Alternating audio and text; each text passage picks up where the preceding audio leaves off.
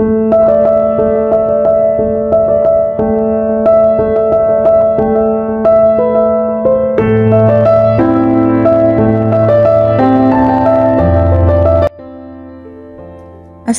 আলাইকুম, আমি নিপা বলছি টাঙ্গাইল থেকে। My daily life at home থেকে সবাইকে জানাই স্বাগতম। কেমন আছেন সবাই? আলহামদুলিল্লাহ, আমরা ভালো আছি। আজকের এই ভিডিওটা আনুমানিক সকাল 8টা থেকে শুরু করেছি। আর এদিকে হাতের যত কাজ ছিল সবকিছু গুছিয়ে নিতেছি। দেখা যায় যে সকালবেলার কাজ যদি নিয়মিত আগে না শেষ করি তাহলে মনে হয় যে সারাদিন আর কাজ শেষ হয় না।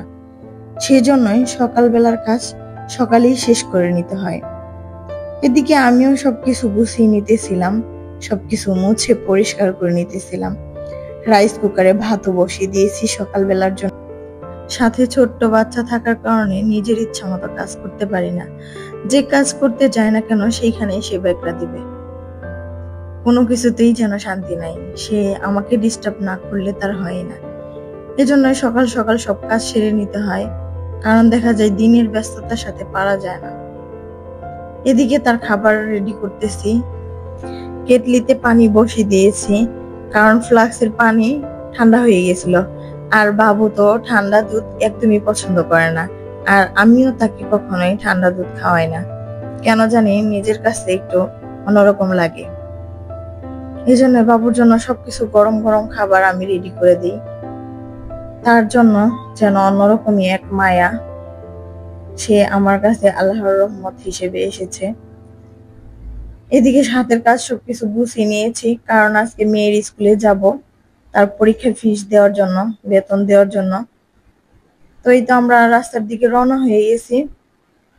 আর এদিকে রাস্তায় দেখলাম ছোট ছোট ছেলে মেয়েরা, তাদের স্কুল ছুটি হয়ে গেছে। আসলে স্কুল লাইফটা হচ্ছে অনেক সুন্দর, স্মৃতিময়, এগুলা কখনো ভোলা যায় না। মাঝে মাঝে মেয়ের স্কুল দেখলে নিজের স্কুলের কথাও মনে পড়ে যায়। কথা বলতে বলতে মেয়ের স্কুলে চলে আসছি। এই তো আমরা প্রায় চলে আসছি। আজকে এত গরম ছিল আর এত রোদ, সেটা বলার বাহির। স্কুলে এসেই দেখি সিরিয়াল। তো বাসায় চলে আসছি। আসার পরে প্রচন্ড বৃষ্টি। প্রায় 3 বছর হয়ে গেছে বৃষ্টিতে ভিজি না, কারণ ওইরকম সময় হয়েই ওঠে না আমার। আমি ভিজতে গেলে আমার মেয়ে দৌড়াই। দুপুরে রান্না করতে আসছি। তো আজকে রান্না করব বিরিয়ানি, কারণ বাহিরে যে বৃষ্টি, তো মনে হচ্ছে এইরকম পরিবেশে বিরিয়ানি একদম ঠিক আছে।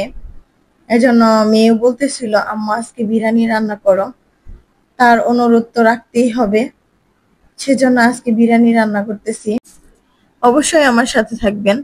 আর আমার ভিডিওটি যদি আপনাদের ভালো লেগে থাকে তাহলে অবশ্যই একটা লাইক দিবেন, সেই সাথে সাবস্ক্রাইব করবেন। এদিকে আমার বিরিয়ানির মাংস হয়ে আসছে, আর চাউলটা আমি পানিতে দিয়ে দিয়েছি ফোটানোর জন্য। চাউলটা আমি 1 ঘন্টা ভিজিয়ে রাখছি। চাউলটা সিদ্ধ করে রেখে দিয়েছি। এরপর আবার ফ্রাই প্যানে আমি চালগুলো দিয়ে দিলাম, এর উপরে মাংস দিয়ে দিচ্ছি। মাংস আমি 2 বার করে দিব, কারণ হচ্ছে এগুলা মিক্স করতে আমার সুবিধা হবে। বিরিয়ানি মোটামুটি সব মানুষেরই পছন্দ, তেমন আমাদেরও পছন্দের একটা জিনিস বিরিয়ানি। আর যদি সেটা হয় বৃষ্টির দিনে তাহলে তো কোনো কথাই থাকে না। বৃষ্টির দিনে এই সমস্ত খাবার খাইতে আরো বেশি ভালো লাগে।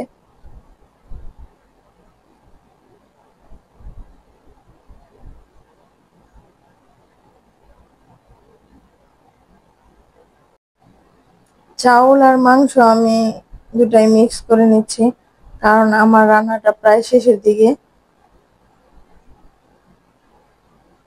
আমার বিরিয়ানি প্রায় হয়ে আসছে। আমি প্লেটে নিয়ে নিয়েছিলাম। তো এই তো অনেক সুন্দর হয়েছে, খেতে অবশ্যই ভালোই লাগবে। তো সবাই ভালো থাকবেন, সুস্থ থাকবেন, আমাদের জন্য দোয়া করবেন। আল্লাহ হাফেজ।